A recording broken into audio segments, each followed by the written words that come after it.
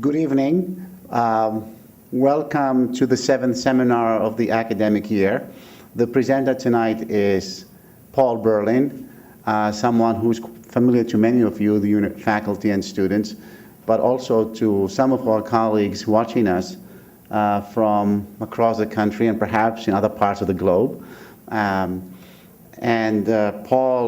is a very outspoken. I've known Paul since I came to UNE in 1991, and he's been the same person. He has strong ideas about the role of the United States in the world, so to speak.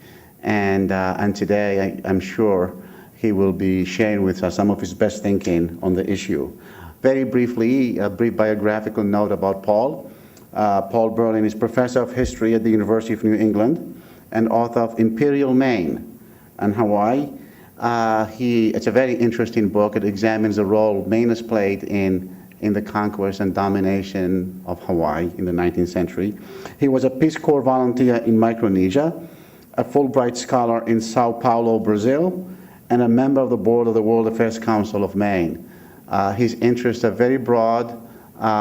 He knows a tremendous amount about American history, and I'm delighted to introduce to you today my colleague, friend, Paul Burlin.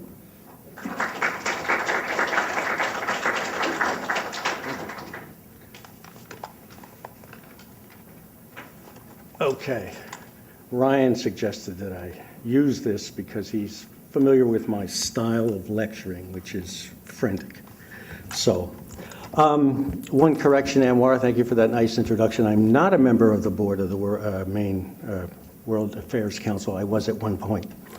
Well, prior to getting started tonight, I want to do two things. One is just comment a bit about the center that Anwar has so successfully put together.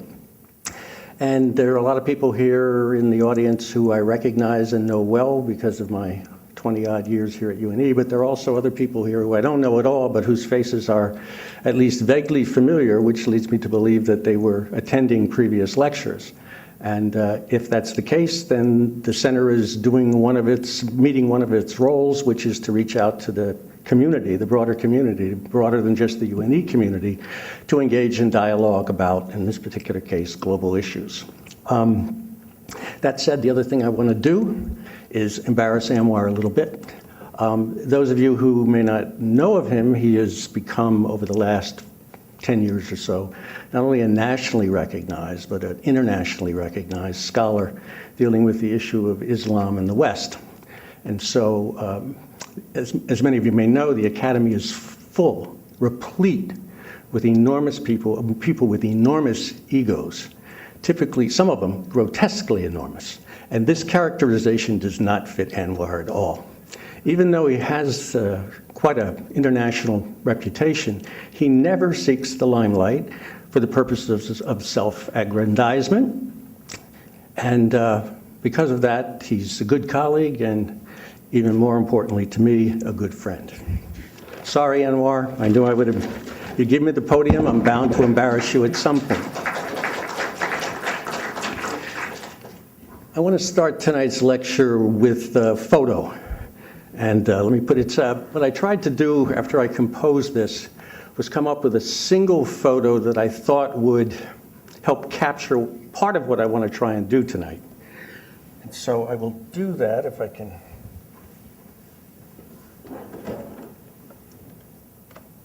Can everybody see that? Let me just turn the lights down. Can you hear me as I walk like this? Okay. Let me just turn, let's see, front. Let's see here. Extreme less here? Yeah. That's not doing it. Is that better? Can everybody see that? This was on the front page of the Maine Sunday Telegram a few years back. It was very poignant when I saw it.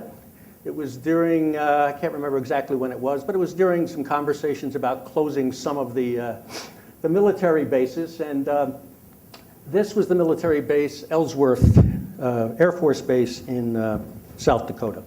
And I guess at the time there must have been some discussion about either closing it or moving the B-1s elsewhere or whatever. And the people directly affected, those that are a function of what Eisenhower once called the military-industrial complex, protested. When I decided to use this today, I went to the internet, and guess what? Ellsworth is still there, the B1s are still there. So anyway, I'm just going to use this as a suggestion of one of the things that I want to talk about, and that is that Americans' role in the world has had an enormous impact, not only externally, but within the country itself. So I want to do several things tonight. In particular, I want to talk about the state of American culture and society and its relationship to what I like to call American sprawl, or what a lot of people now are much more comfortable talking about as American empire and referring to the United States as an imperial power. That characterization, of course, is anathema to our mainstream political establishment, left or right, liberal or Democrat, a liberal or conservative, Democrat or Republican. But certainly within the academy and also within a fairly broad base of what I would call dissenting groups of American citizens, that characterization of the role that the U.S. plays in the world has become quite apt. So what is the connection between American culture and society and American spread eagle sprawl? Well, there are a couple different ways to approach this, and a number of different ways, but I'm going to touch on two tonight. One is what I call the material approach or perspective, and the other is the ideological. By material, of course, I mean economic interest that the United States has. Our desire to continually to promote, should I say incessantly to promote, what we consider to be very sacrosanct, which was continued in economic growth and expansion. And everything from stable sources of oil, to raw materials, to foreign investments, to open markets under the banner of globalization can be cited here. As Basovich, and I will talk more about his book, and he in his book at the end has pointed out, that the United States, in America, we have basically come to define freedom in material terms. Basovich, if those of you, how many of you read the book? I know okay, some of you have that are taking the course for credit. When asked to characterize what makes the American people tick, he has one word in mind: more. If any of you remember that wonderful classic, it's now a classic film, The Graduate? Remember when Dustin Hoffman graduates from college and he's the party out at his parents' backyard at the pool in Southern California, and the neighbor comes over and puts his arm around Dustin and whispers in his ear, the future is plastics. Well, it's the same sort of tone or parody, if you will, that Basovich refers to when he says the American people are primarily interested in more material goods, a rising standard of living without any limits. So I'll come back to this, the material and the economic issue, a little bit later. But what I want to focus on now is what you might refer to as the ideological roots of the American empire. And any approach to this question necessarily raises the issue of how Americans, we as a people and a nation, have seen our history and see ourselves. Now, I recognize that there can be a problem of talking about the American people as if, that the population is totally homogeneous, which it isn't. And there's been a lot of preoccupation in the academy and more broadly in the last 15 or 20 years about multiculturalism and diversity, and describing the American population as a mosaic, etc. Now, while I think there's a good deal of truth in that, I think it can be overemphasized at the expense of some things that the American people share quite broadly.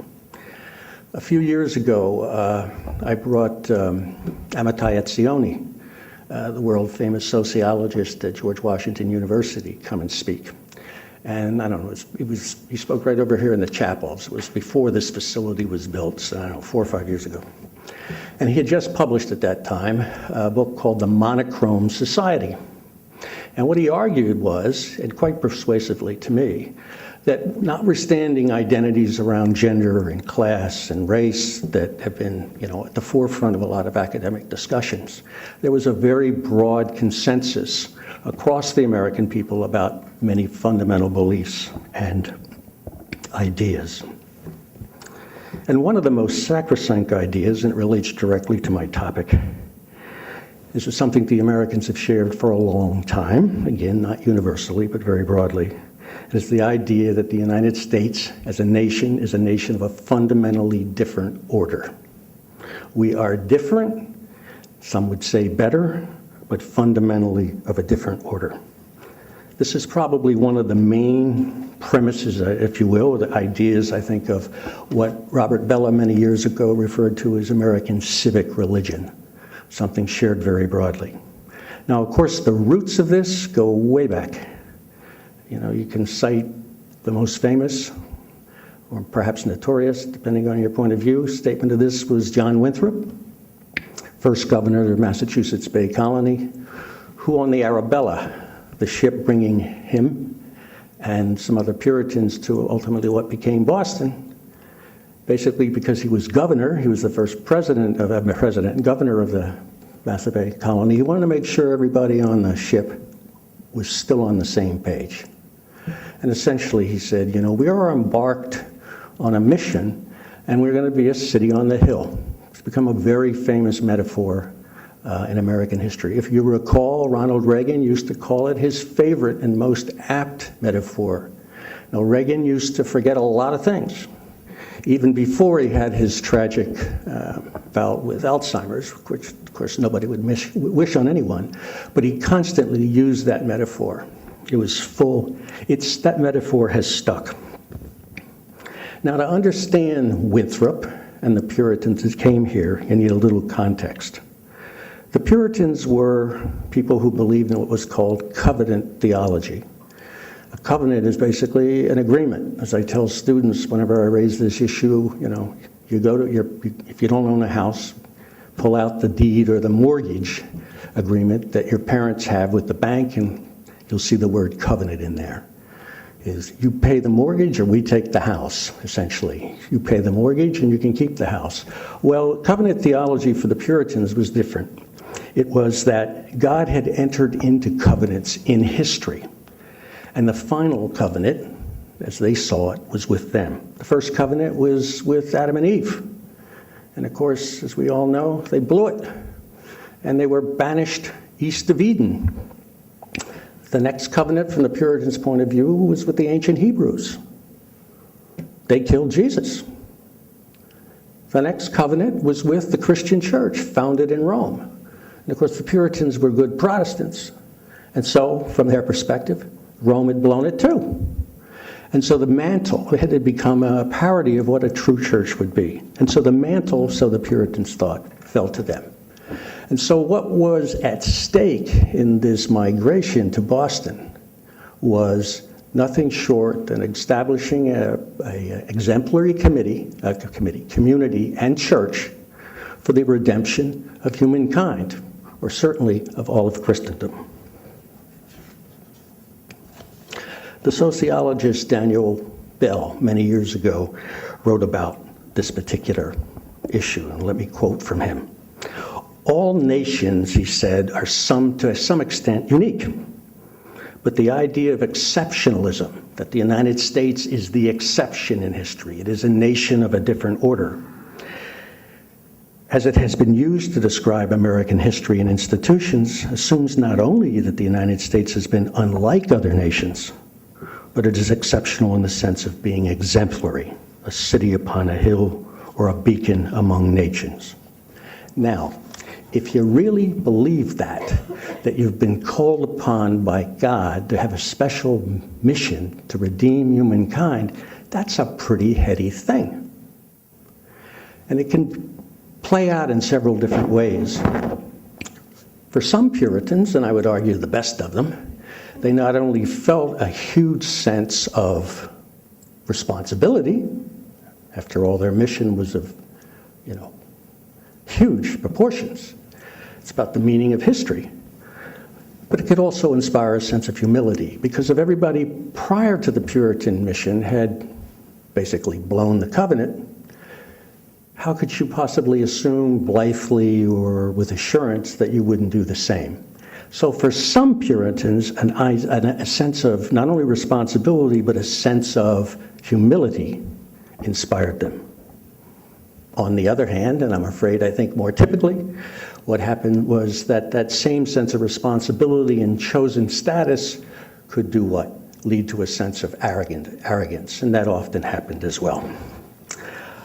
I could cite a lot of colonial examples about this whole issue of the Puritan divines calling the community God's new Israel, as they refer to New England, back to its path when they would wander off and become self-centered and forget about the importance of God. But take my word for it, the references to it are replete. But fast forward to the Revolutionary and Constitutional periods. Let me read a quote from John Adams, and again, this is one of myriad that I could quote. Adams said, and this is in the decade running up to the Constitution during the Revolutionary War, "I always considered the settlement of America as the opening of a grand scheme and a design in Providence for the illumination of the ignorant and the emancipation of the slavish part of mankind all over the earth." Adams was not alone in thinking that way among the founding fathers. His lifelong antagonist, Thomas Jefferson, who wrote the magnificent document, the Declaration of Independence, remember, didn't just have in mind the freedoms of what we've come to view as, the white male freeholders, but all white male freeholders. It was a document for all of humankind. The revolution wasn't just about Americans. The historian Dorothy Ross has written, "In Republican historical perspective, the successful establishment of Republican government appeared as a radical break with the cycles of old history." Remember Rumsfeld and old Europe? By creating a new kind of democratic government, Americans appeared to have solved ills that had always destroyed republics in the past. The cyclical view of history in classical republicanism began to give way to the possibility of perpetual life, progressive linear history. Unlike the nations in the past, America would never grow old. Now that introduces another element to this ideology of American exceptionalism, and that's what I like to call the flight or escape from history. That by picking up and moving, you can start over and leave evils and sin behind, if you will, if you want to put it in those religious terms. As Francis Fitzgerald has put it, the belief that individuals could start over again and, if necessary, reinvent themselves was one of the great legends of American life. Anwar, would you mind getting me a thing of water? Or the Protestant theologian Reinhold Niebuhr wrote, "Every nation has its own spiritual pride, but every nation also has its peculiar vision. Our version is that our nation turned its back on the vices of Europe and made a new beginning." Now, I just want to give a few more examples to demonstrate the continuity of this sense of exceptionalism, of difference, of special purpose, because we have limited time, and so I'll just briefly. Think of fast forward to the 1840s and Manifest Destiny. The idea that the United States not only had a right, but the duty to do what? Expand across the continent, take its values, its beliefs across the continent, notwithstanding that there were already people there, Native Americans, who might have very different views, and notwithstanding Mexico, which by virtue of its rather unfortunate location, lost half of its territory. Their view of whether Manifest Destiny was divinely inspired or not was quite different. Think of William McKinley annexing the Philippines. We were taking the Philippines, but we weren't like those dastardly Europeans. We weren't out to exploit the Filipinos. We were out to uplift and develop them for self-determination. Of course, we immediately got involved in a 3-year ugly guerrilla war, because the Filipinos didn't see our role in the Philippines as much different than the British role in India or whatever else. But we did. The open door notes, and boy, this is really tragic. We issued the open door notes in 1899 and 1900, and through them, particularly the second one, when we basically said we stand behind the territorial and administrative integrity of China, we began to think that we had a special mission, or special relationship with the Chinese. We were their friends. We were acting differently in China than were the Europeans who had situated themselves along the coast. Of course, the first open door note that we had issued the year before argued that Americans, American goods and investments, et cetera, had to be admitted to China on equal terms with the Europeans. But in any case, because of this belief that we were different and that we had a special relationship with China, many years later, by 1949, when China went communist, and there was a big weeping and gnashing of teeth about who lost China, people in Washington, many Americans, could not accept the fact, could only understand that fall of China by virtue of treasonous activity on the part of the State Department by, as Joe McCarthy said, 250 card-carrying communists.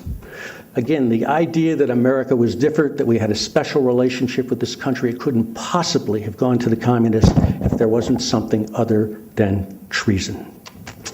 All right, enough. I think I've demonstrated that, but I would be remiss if I didn't say something about Woodrow Wilson. Now, Woodrow Wilson is a towering figure in American diplomatic history, and probably more than any other single individual in our history embodied and articulated the sense of American mission and American exceptionalism. In 1912, pretty soon we're going to have a 2012 election. If I have time, I'm going to talk. I just bought Mitt Romney's book, No Apology. Anyway, if I have time, I'll talk about that election too. It might be as important as the 1912 election, but 1912 election, while Wilson was running, he said, and he said this many times, I believe that God planted in us visions of liberty, that we are chosen and prominently chosen to show the way to the nations of the world how they shall walk in the paths of liberty. Now, I'm going to take a little bit of time to, it's not a digression, but to talk about a small little incident that happened with Wilson, but that I think is enormously revealing. The United States entered World War I late. There's no question that, our involvement tipped the tide against the Central Powers. And the United States, for many people among the so-called allies, and I'll talk about that word in a minute, saw the United States, and particularly Wilson, as a hero. When he had given his 14-point address in January of 1918, he had identified what American war aims were.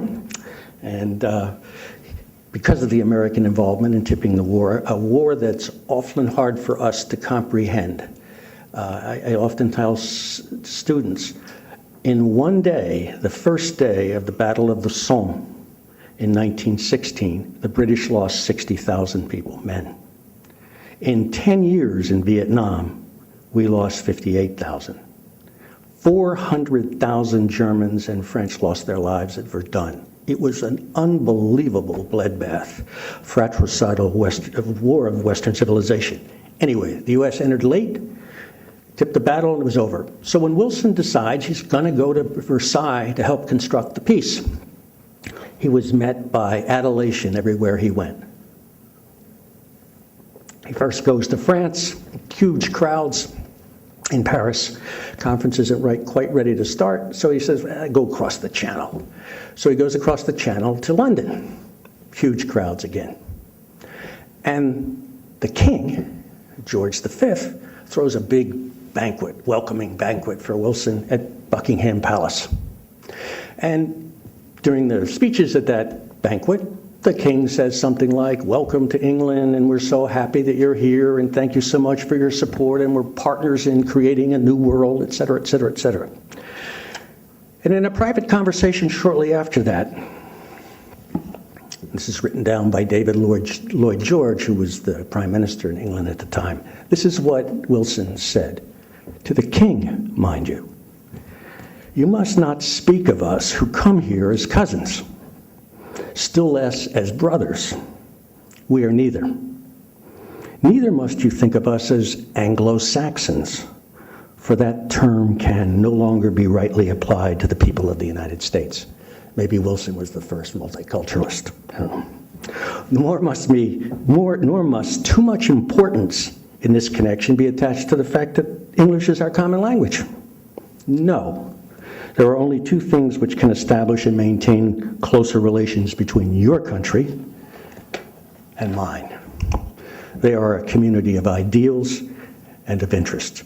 And of course, Wilson was referring to the community of ideals and interests that he had defined in the 14 points. One other point, and I'll let Woodrow Wilson go. Wilson was absolutely insistent that the United States never be referred to as an ally.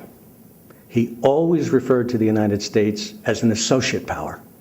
And of course, he couldn't control the rhetoric of others, but he was quick to correct them if the British or the French or whomever referred to the US as an ally. Because an ally implied that you were at the same level, that you had the same sordid motives. And of course, that didn't fit very well with a sense of exceptionalism.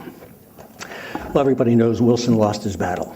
He lost his fight at Versailles, and he lost it back home. But it was picked up later in the wake of World War II. And Wilsonian internationalists, viewed the Second World War as very much a function of the failure of Wilson in the First World War, and a lot of the things that Wilson wanted to put in place after World War I were subsequently put in place in the 1940s. Henry Luce, the famous owner of Time and Life magazine, published a very famous essay in February of 1941 called The American Century. This is before, obviously, the U.S. was in the Second World War. And he basically said, it's time to get in this war. We should get in this war, and we should get in this war for our own purposes and refashion the world in terms as we see fit. And I quote verbatim there on the we see fit. Luce got his wish. It's exactly what happened in 1945, et cetera, down to perhaps 1971, 72, when the Bretton Woods system, et cetera, all began to fall apart. So where are we today? And this is where I'd like to bring in Bacevich. First, a bit about Andrew Bacevich, who, by the way, I brought to UNE a couple years ago to speak, and he spoke on the other campus to an absolutely packed auditorium. Kids, students sitting on the floor, a spellbinding speaker. Bacevich is currently a professor of history and international relations at BU. That's how we could get him. Didn't cost much to bring him up here. He is a very interesting guy, a West Point graduate, a Vietnam veteran, and then he spent 25 years in the American Army. He was a career, what my friends who were drafted to go to Vietnam pejoratively referred to as a lifer. Anyway, at some point during his 25 years, and he was at the outpost of the Cold War empire, helping defend and deter against the Soviet Union. Sometime during that period, he earned a PhD in American diplomatic history at Princeton. He's also a practicing Roman Catholic and a self-described conservative and an absolutely vociferous but highly intelligent and articulate critic of the Bush administration's foreign policy, and now, too, that of Obama. Bacevich was a Cold Warrior. And he had no apologies about that then or now. But what struck him as interesting was that in 1991, when the Soviet Union collapsed, he was expecting retrenchment on the part of the United States. I mean, if the whole Cold War effort was to deter the Soviet Union, and now the Soviet Union no longer exists, it's time for the peace dividend. Remember that discussion? We never saw it. That concerned him. And what happened with Bacevich is very interesting. His attitude towards a whole different tradition in American history of American foreign policy, the so-called revisionist tradition that came out of Wisconsin in the 50s, 60s, and 70s, which Bacevich had no use for. These are people like William Appleton Williams and his students who were very critical of America during the Cold War, but argued that the reason the United States had this spread eagle sprawl was because of the needs of corporate capitalism. This is something that Bacevich had never considered before. But once the Soviet Union's gone and we're still out there, we had a rapprochement, if you will, with this tradition.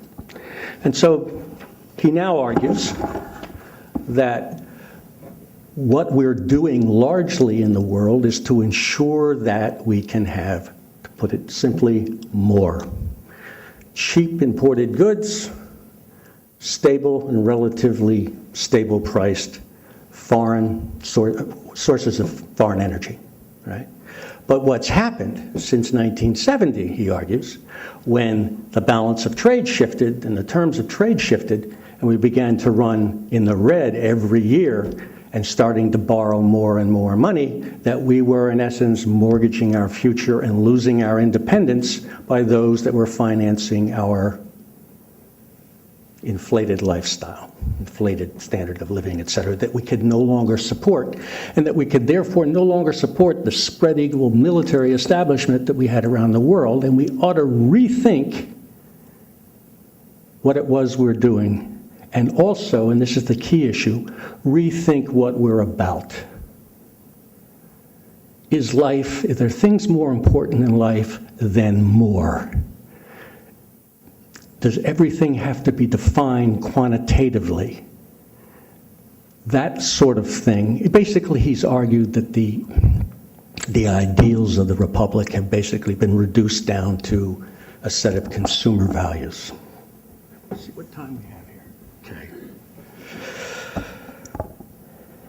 So what he sees now is that we face a crisis.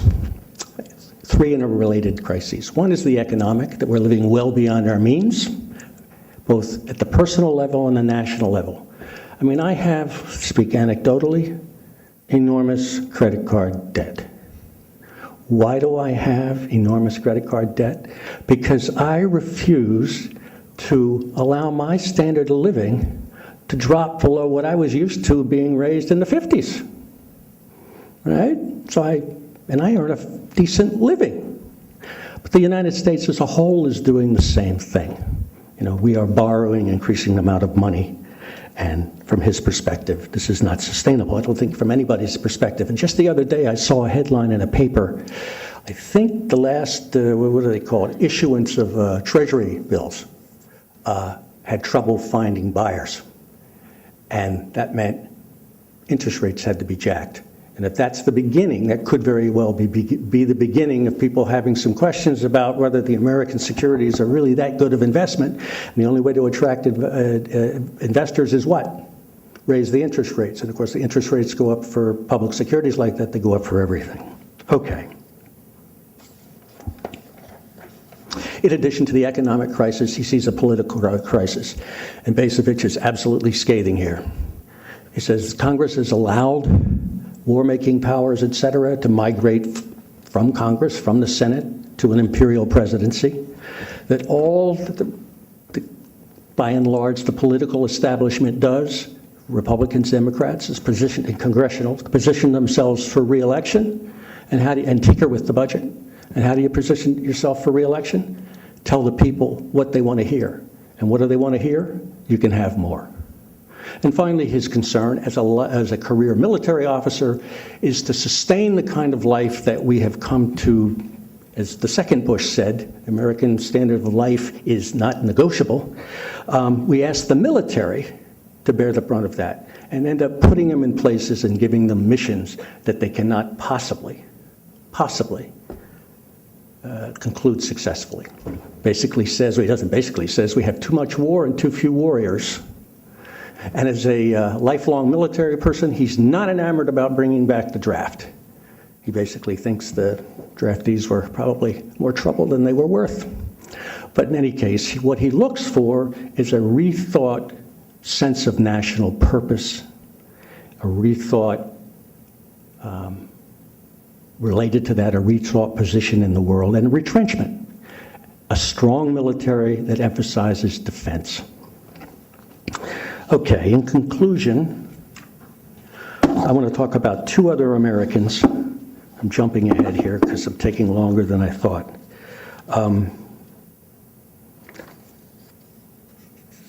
Two other Americans that played a significant role in American foreign policy, and then I'll conclude with that. One is Madeleine Albright. The other is George Frost Kennan. Now, Madeleine Albright, was the Clinton's representative to the UN, the first female Secretary of State in American history. George Frost Kennan, who lived an incredible 101 years, was a major figure in American diplomatic history in the second part of his career, and I'll talk about that. He left the State Department, became a historian, public intellectual, and was the perennial outsider in critique of American globalism. I'm going to take a shot here at a feminist icon. Betty Friedan, I think it was, many years ago, said if you put a woman in an institution or a new environment, there's immediately a positive impact, a change. Well, we've had women in fairly high positions in the foreign policy establishment for the last 15 years. Jean Kirkpatrick,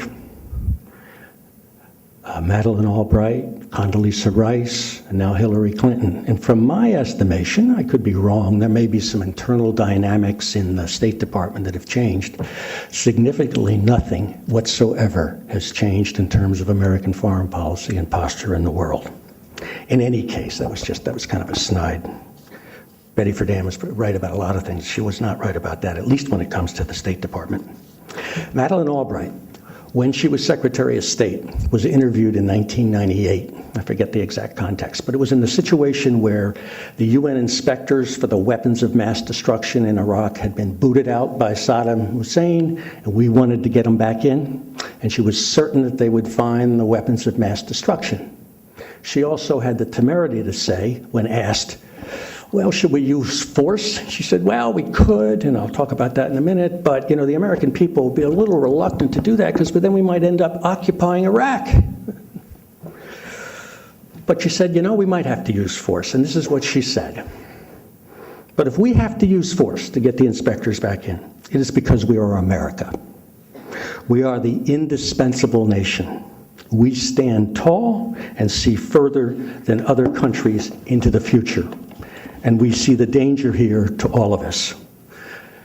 Now, I assume my point here with her is obvious. I decided to pick on a Democrat, not just Republicans, okay? Because it's Bacevich's whole book. A lot of it's focused on George Bush. But anyway, let me say something about George Kennan. As I indicated, George Kennan was a very distinguished Foreign Service officer. He was given credit for being the architect of the so-called containment policy against the Soviet Union. He quickly, though, became disillusioned with how the State Department interpreted his policy. And he left the State Department in kind of a huff in 1951 and then went off to Princeton, where he spent the rest of his life, and continued to be a perennial critic of American globalism. What Kennan subsequently argued was that his policy had been misinterpreted, that he never thought that the Soviet Union was a military threat to Western Europe. His concern was that if Western Europe wasn't jacked up and supported economically, like with the Marshall Plan, with which he was intimately involved, that there could be some threat, but otherwise not a military threat. But that quickly his policy was interpreted in military terms, and by 1947, Truman's out there saying, with his Truman Doctrine, we will defend communists any place in the world and we'll do it militarily, and we were giving aid to a Greek regime that was pretty unsavory. Kennan left. And for the rest of his life, argued that he was misinterpreted, etc. Some people have argued he was disingenuous about that. Maybe he did have military ideas in mind in the 40s, but that's sort of irrelevant because for the rest of his life, it was very clear what he wanted. And he was a perennial critic of a militarized policy.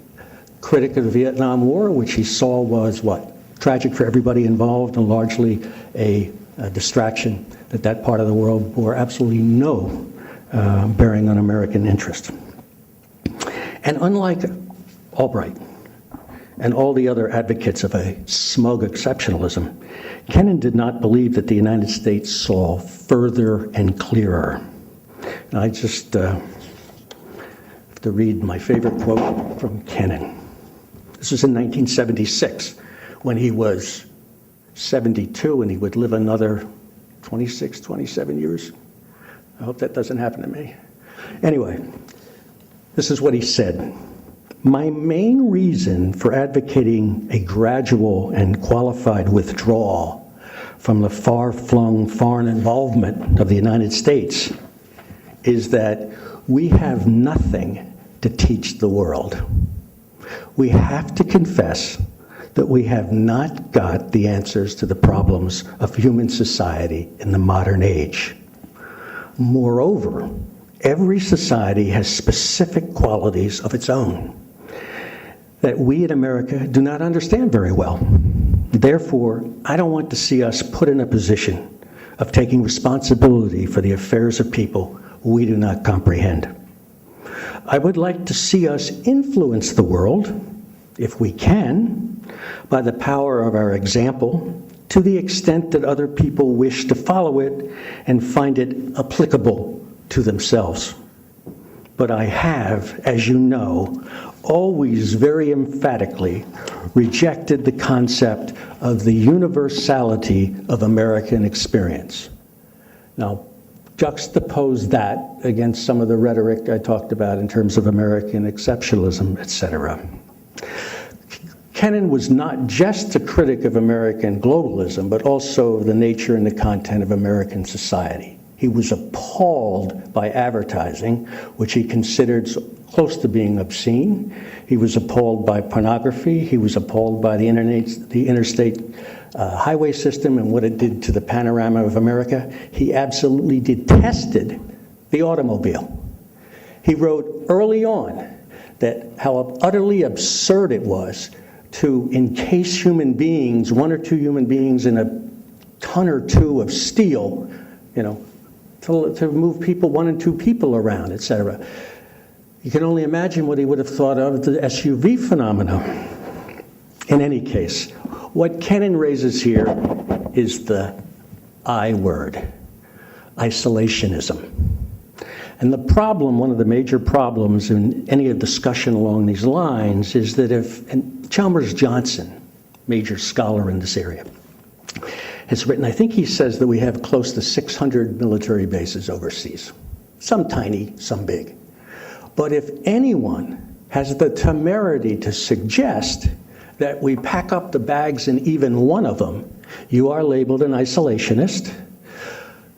Chicken Little sees the sky falling in, and discussion stops before it even begins. That's an issue and that's a problem. And so what Bacevich calls for, and I think is probably a bit quixotic, but I too feel the same thing, is that we need to have a national discussion and dialogue about what we will be as a people in the future, what we should be. And the way that we have conducted our lives, at least thus far, by this point in time, is no longer sustainable. Certainly not economically, and perhaps not, very much not morally. Just a few comments about Republican Empire, because that's the title of the address. And of course, I came up with the title of the address a year ago, and then you have to sort of back into it. But basically, classic Republican thinking is you can't have a large standing army. Why? Because it can be used against the people. Also, if you have a large standing army, it tends to do what over time? Power tends to migrate from the Roman Senate to an emperor. So people now talk about, and Bacevich talks about, an imperial presidency, that our presidents are beginning to take on some of the trappings of empires.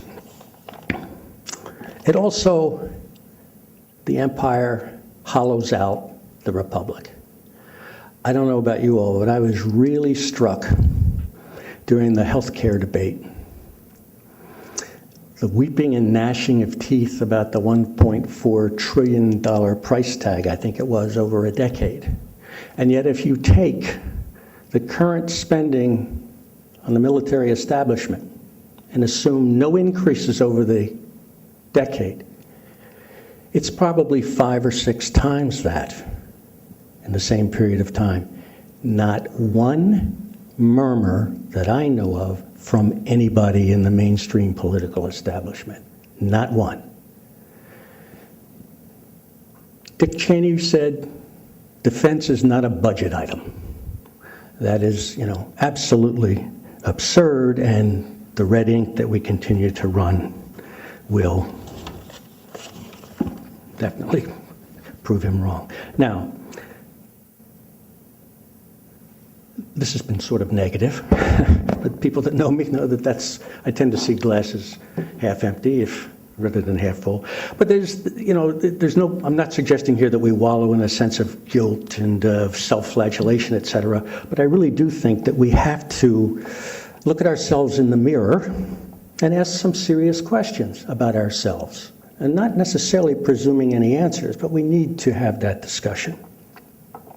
There's some wonderful things that have happened. We recently elected the first African-American president in American history. I don't know about you folks, I never expected to see that. And what's more, at least from my reading, is after we elected him, we didn't congratulate ourselves very much about it. We just went on with business, such as it is. That's pretty good stuff.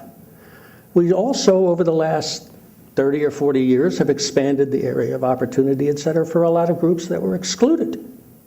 Basevich, as a conservative, has brutal statements about Buckley and the National Review, how if they had had their way, we'd still have Jim Crow. So in any case, Basevich is very much a conservative of the Burkean, the classic conservative, and they are not necessarily stand pat people against all change. They just see change that should be rooted in tradition and should be incremental. So it's based on the quality of the healthcare debate. I suspect any suggestion about a reasonable, far-reaching national conversation about America's place in the role is more than a little quixotic, but what's the expression? Hope can spring eternal, something like that. Thank you very much.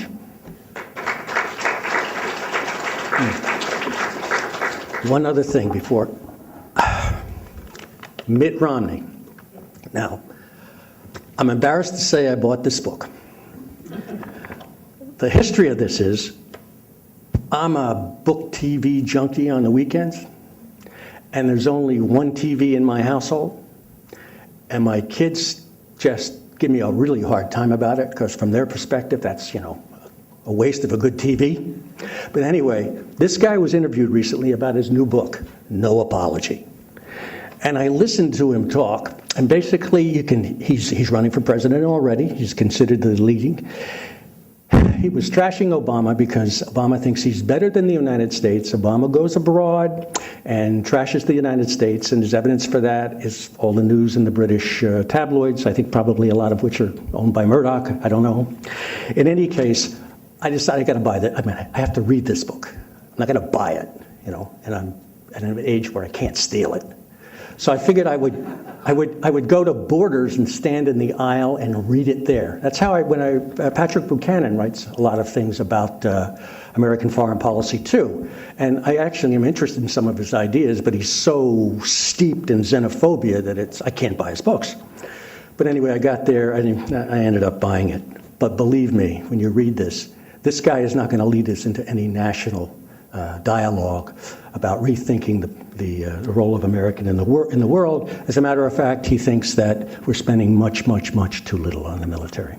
All right, I am done. Thank you.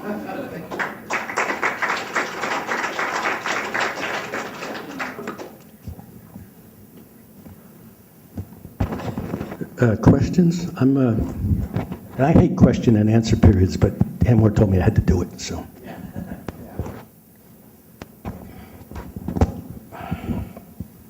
I'm struck by your photograph, and I like that photograph, and one point you didn't make about it, which I think should perhaps be interested if you agree about this, is that one of the reasons why our military continues to grow and our wars continue to exist is that we have contractors, military contractors, in every single congressional district in the United States. So the economic underpinning of our country is so incredibly, strongly, intricately tied up in the building of weapons of mass destruction and other weapons and so forth, that it will be more than a discussion will be needed to change that thinking. I agree completely, and this is, can people hear me? Is this working? This is Eisenhower's job. When I was in college, I had a professor who was not a particularly big fan of Eisenhower, though Eisenhower's reputation has come up a lot in the last few years among historians. But he said, in a rare fit of wisdom, Eisenhower warned us about the military-industrial complex. Let me give you a concrete example. You need to get closer to that mic. All right. A concrete example is Tom Andrews, a liberal from this district, when he ran for, and I love to skewer liberals because liberals aren't much better on foreign policy than conservatives. Remember, it was the Democrats that brought us Vietnam. And I've never forgiven them for that. Tom Andrews was campaigning when it came to the whole issue. You know where he wanted to close a base? Loring Air Force Base at the time. That was not in his district. He was defending Brunswick. Yeah, absolutely right. The military is a huge employment machine. And again, Basevich, I defer to Basevich on the issue of the military because of his credentials and his experience. We're not, I'm not some, and Basevich certainly is, or either some kumbaya pacifist. I mean, you do need a military establishment for purposes of defense. But one of Basevich's major arguments is because we were sprawled around the world, nobody was looking at the defense of the country itself, and we were attacked on 9/11. So yeah, it's a huge. If I were to be really quixotic, I would recommend that in no shenanigans, in a 20-year period that we cut. I think this is a reasonable thing to propose. 20-year period, we cut the military defense 50%. Now again, you don't do that first, you have the discussion first. But that would allow, I think you can still retire in the military after 20 years. That would give you plenty of time to think it through. I mean, that's something I think we ought to think about. Again, predicated on a conversation beforehand. Because look at the social networks in Western Europe. Part of the reason they have such good social networks is they don't pay very much on their defense. We do. What are American troops still doing in Germany, for God's sakes? Anyway, you're right about the military-industrial complex, and a very tough nut. But if you did a 20-year thing, pulling that out of my hat, it would be time for people to plan. It wouldn't be that disruptive. But again, you have to do it right. You have to think about what our role should be in the world. And if the decision is made that we do need to retrench somewhat and rethink that, then what you do with the military can follow that logically. All right. Yeah, I have a comment and maybe a question. First, I really appreciate your talk. I like that overview, beginning with Winthrop and coming right on up to Romney. But there's a... By the way, Yeah. and believe me, I'm not a partisan, Yeah. This is nauseous stuff.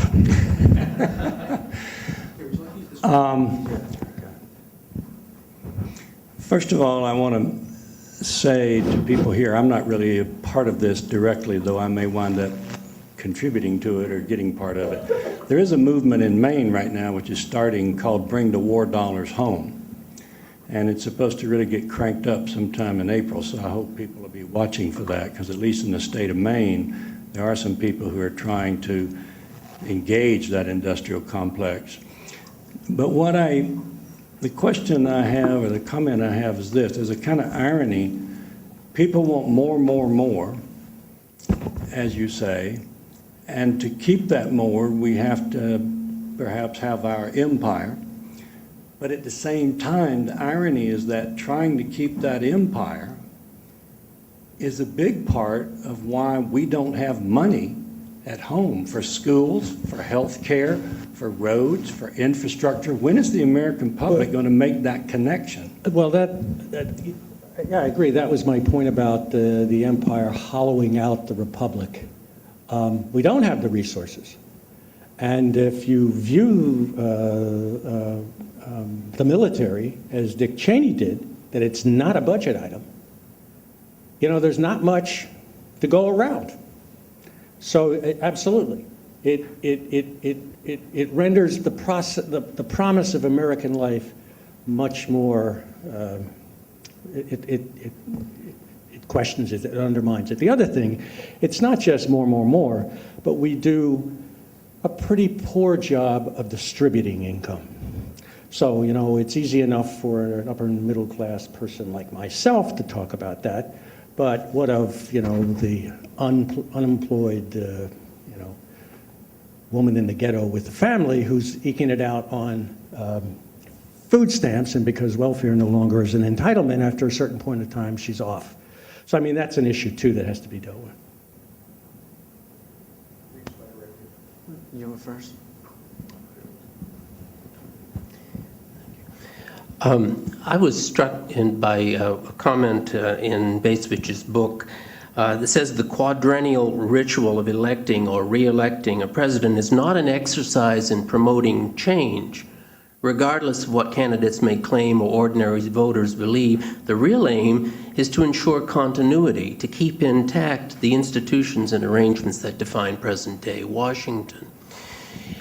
And I'd like your comment on that, and also mention, you know, that how the executive branch is forced into that, since legislature is one of the ways we institute change, and we've got a vacuum in the legislative branch, so we end up with the executive branch taking on much more than it should. Well, you're right. The idea that there's a long continuity in American foreign policy is for example, that the debates that we have about it really never get to the long-term and the strategic objectives. Stable price of oil in the Mideast, you can get at that different ways. You can get at that by containing Saddam Hussein, for example, or you can get it by overthrowing him. But that the basic objectives stay the same.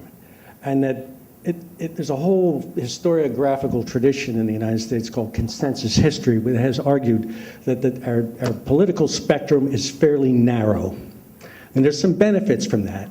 We haven't had fascists killing communists in the streets. On the other hand, if you go from the left to the right of the political spectrum, it's fairly narrow, and there's much more in common than there is in differences, notwithstanding all of the rhetoric during the quadrennial presidential elections. On the issue of the executive, a basic point of Bacevich is that Congress has relinquished it's been irresponsible. Robert Byrd, in his book, Losing America, has written the same. And Byrd, I think Byrd now is he still alive? If he is, he's incapacitated. He would stand up in the Senate giving these soliloquies. There's nobody in the Senate talking about America, you know, losing America, the republic being undermined. Eventually, somebody suggested to him that those speeches be put into a book, which he published a few years ago. But he basically argues that too. Yeah. Michael. Thanks. Paul, you call for a conversation, but we know that's the rift is so profound in this country. I mean, Obama attempted to start a conversation about health care, and that didn't occur. And I was listening this morning on NPR to people being quoted at the so-called Tea Party. And they asked somebody, what exactly is it that you object to about health care? And this person said simply, it's un-American. And the notion that this change is so threatening, and the way that we've come to, you know, we've become inured to an awful system. And so we're threatened, or some people are threatened. But to me, that captured this tremendous partisanship. What's wrong with health care reform? It's un-American. Well, it's interesting. Something I was going to say, but I knew I was running out of time. I was going to quote from one of FDR's brain trusters. It was an economist by the name of Rex Tugwell. And I read this in graduate school and I've never forgotten it. He said, the American people only come to disciplined relationships with great difficulty. In other words, it is basically, to be flip about it, looking out for number one. So I think anybody who felt, well, a couple things. One, anything that smells of a government takeover is anathema to some, regardless if they know the details of the package or not. But also the idea that there's something more important in life than just you and yours.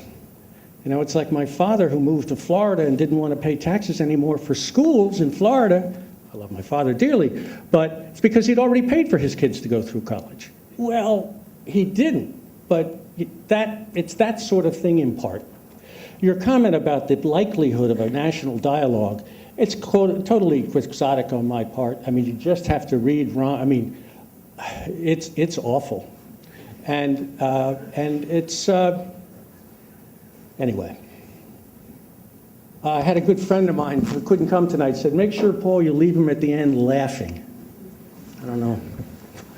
Other questions? It's hard to, yes. I have a mic. Oh, my boss. Okay. I do have a question, but I was going to, with respect to the Tea Party comment, this is a very old feeling in America. I remember reading that Davy Crockett actually stood on the floor of the Congress and made a long speech about why it was un-American, essentially, to give the vets of the war at that time, which I guess was with Mexico, any support at all for the injuries that they had. So this is a very deep feeling that goes back to the beginning of the country, I think, and it's an interesting phenomena. But Paul, I was wondering, with Costa Rica and countries such as that don't have militaries and have, I think their president won the Nobel Prize, right, many years ago, yeah. And they're surrounded by warring states in Central America, have been forever pretty much, and still are. Has anybody done a comparative sort of analysis of the outcomes in a country like Costa Rica, who really is embodying a lot of the sort of tenets that you're raising here that we should try to do more of? It'd be an interesting thing to do. Perhaps, if so, I'm not aware of that. It would be as interesting. Of course, obviously, as you know, Costa Rica is quite a different case than we are. But yeah, I don't know. Well, they have no military. Exactly, I know that, yeah. I don't know if people have looked at it, I just don't. Yes, in the back there.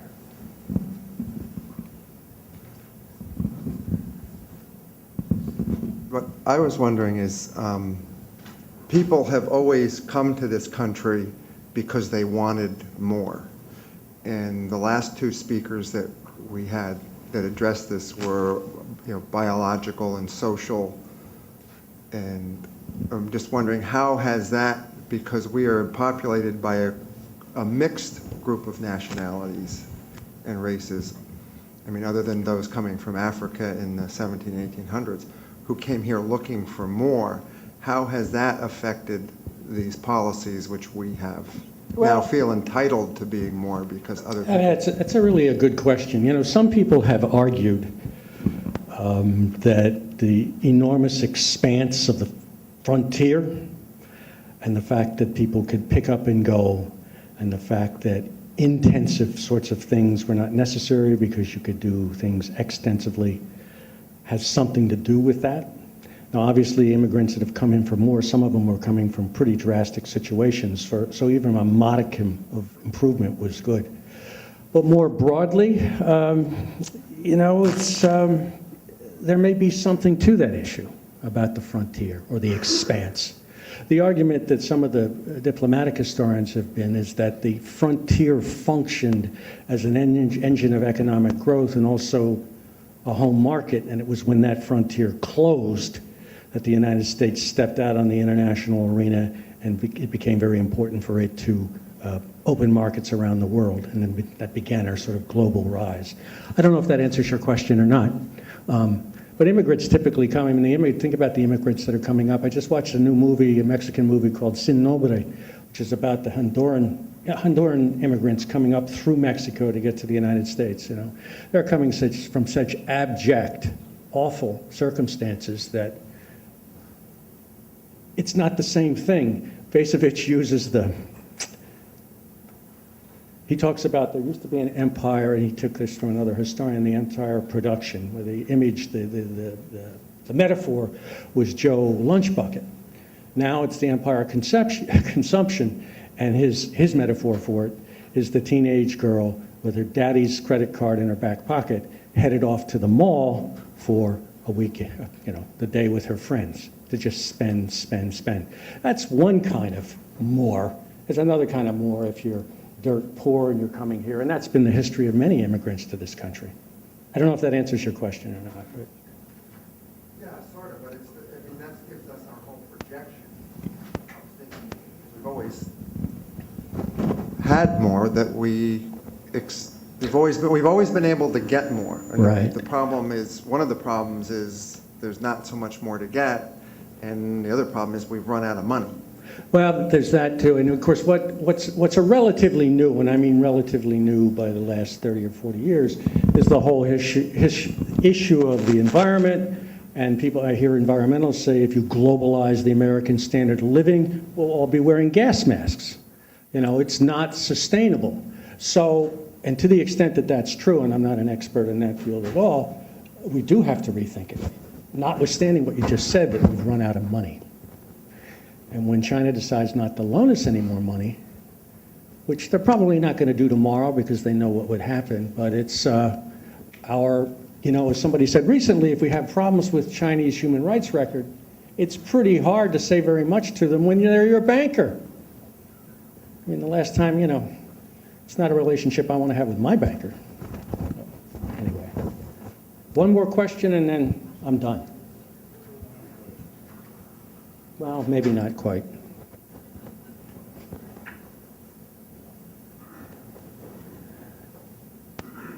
John, did you like the book?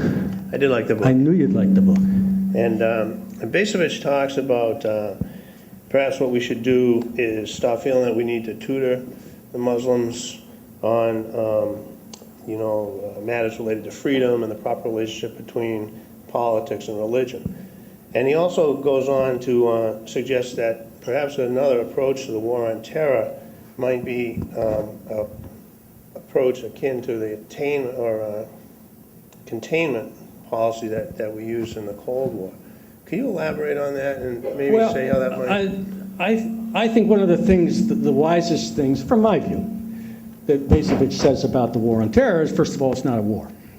He calls it, it's a police action. This is a criminal conspiracy, and it needs to be dealt with as such. The best things that the United States can do is beef up its intelligence so that we're aware of what's going on, et cetera, but that it's not a war. And a war without end is not only absurd, it's not something that we can possibly sustain.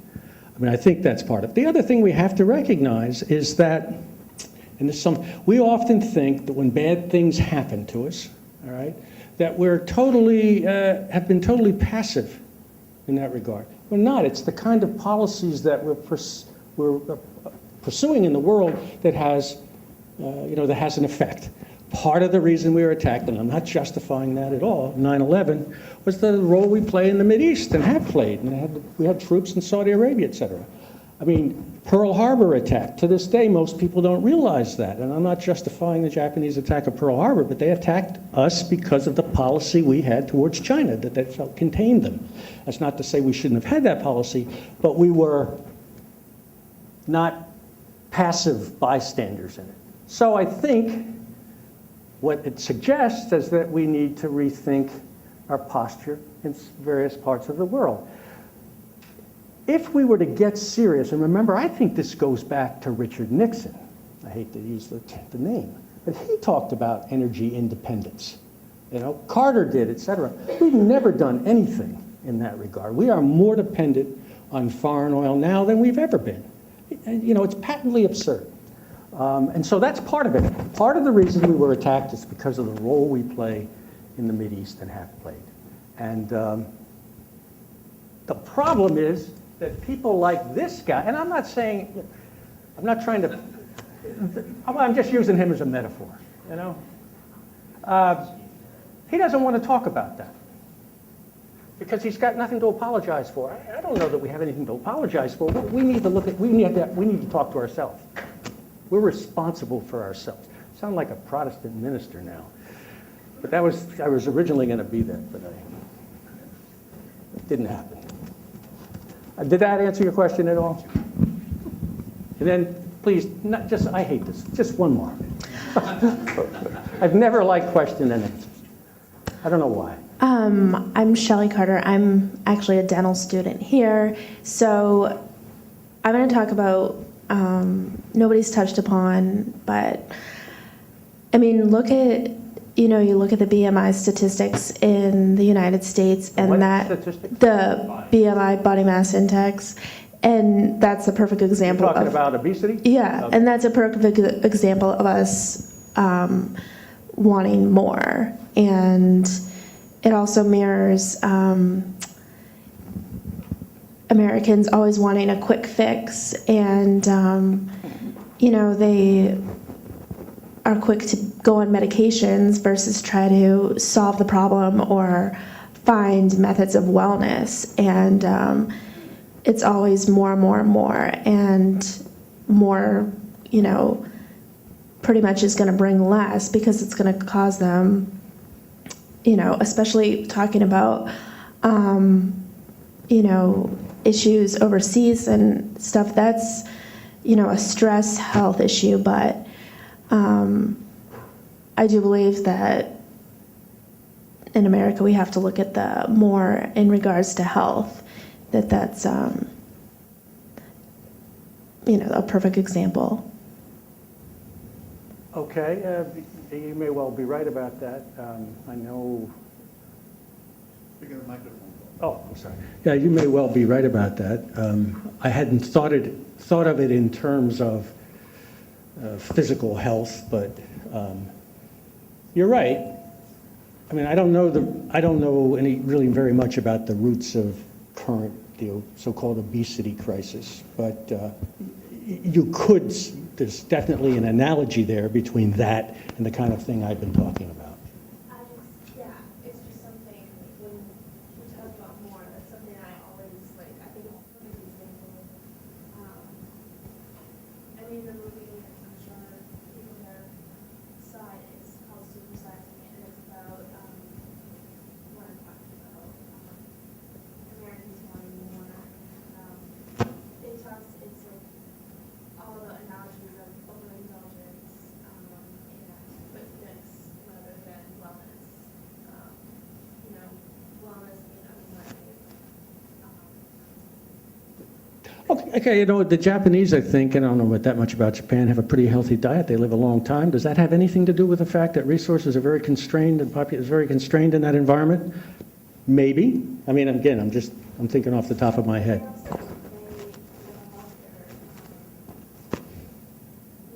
Nutritional things, they also have other healthier, more natural ways of dealing with stress and ailments versus what are more medication.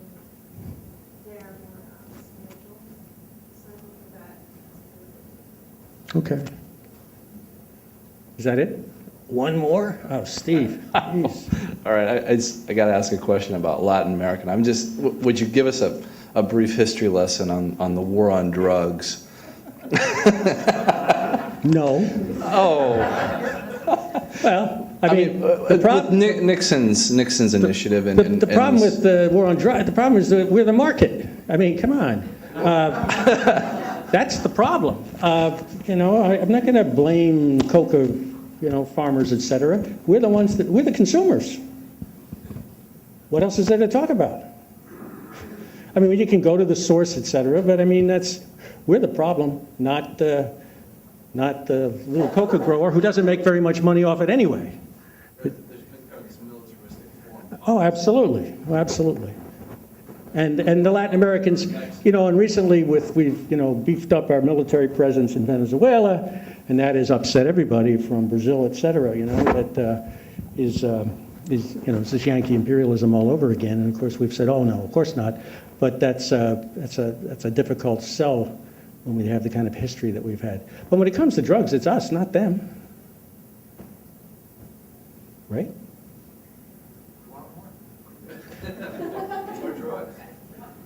One more question. Okay, so I have a question about how American exceptionalism, because you've spoken about it primarily as a kind of internal national ideology, the long history of it. So I'm curious about, I don't know what you can tell us about how the whole notion of American exceptionalism is seen from that outside, from beyond the US, because it seems like the past 2 years are a pretty interesting moment for two very contradictory things that are happening. One, we have the fact that we elected Obama, the fact that, you know, he certainly is seen as maybe a very hopeful embodiment of all of those values that we have cherished over this time.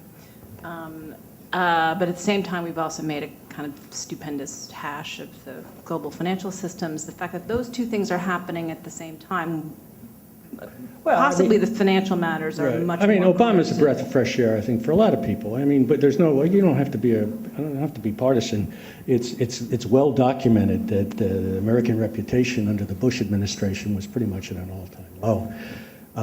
I know a lot of people who were just, they were embarrassed to travel on an American passport. That's no longer the case for a lot of people.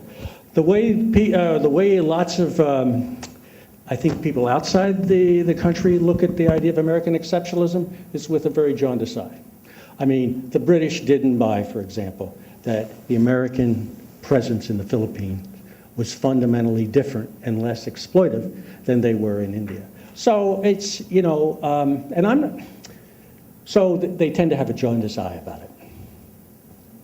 That's that's the short answer. Not everybody, but that tends to be it's a little sanctimonious.